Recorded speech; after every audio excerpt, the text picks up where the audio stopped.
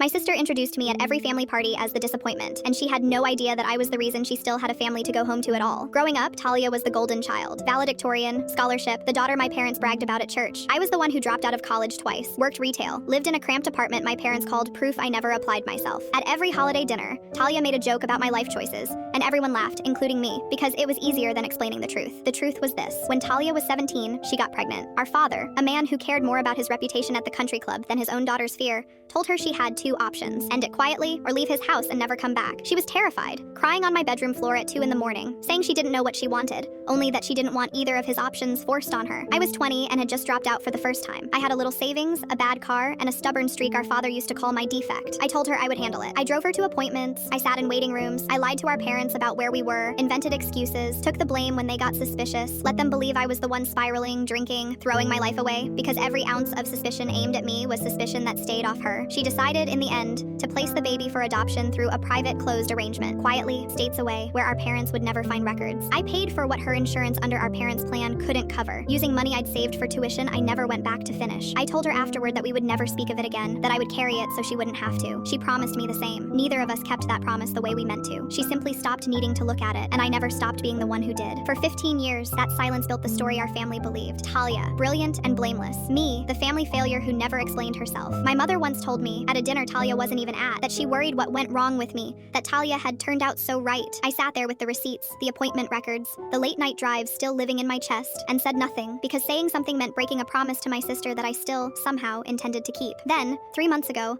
a woman named Reese messaged Talia on social media. 22 years old, records unsealed at 18, spent 4 years working up the courage to reach out. Talia panicked and called me first, not our parents, because some instinct in her still knew who had actually protected her. She asked me to be there when she told our parents, because she couldn't do it alone, and for one moment I thought, finally, the truth comes out on its own, and maybe now everyone sees what happened. But when she sat our parents down, she told a version of the story that erased me entirely. She said she'd handled everything herself, that she'd been so alone that she didn't know how she survived it. My father, hearing this, reached over and took her hand and said he was proud of how strong she'd been, all by herself, at 17. I sat 2 feet away, the girl who drove her to every appointment, who lied to protect her for 15 years, and I said nothing again, because the moment for the truth had a shape now, and it wasn't the shape I imagined. Reese has since met Talia twice. She hasn't met me. Talia asked me, gently, if I'd mind not mentioning the details if I ever do meet her, because it's complicated, and she'd rather Reese not think less of her. I don't know if loyalty means staying silent forever so my sister's version of survival stays intact, or if the truth is owed to a daughter who deserves to know 2 people chose her, not one. My parents still ask sometimes when I'll get my life together like Talia did. I have the receipts in a drawer at home. I haven't decided yet if I'll ever show anyone what they prove.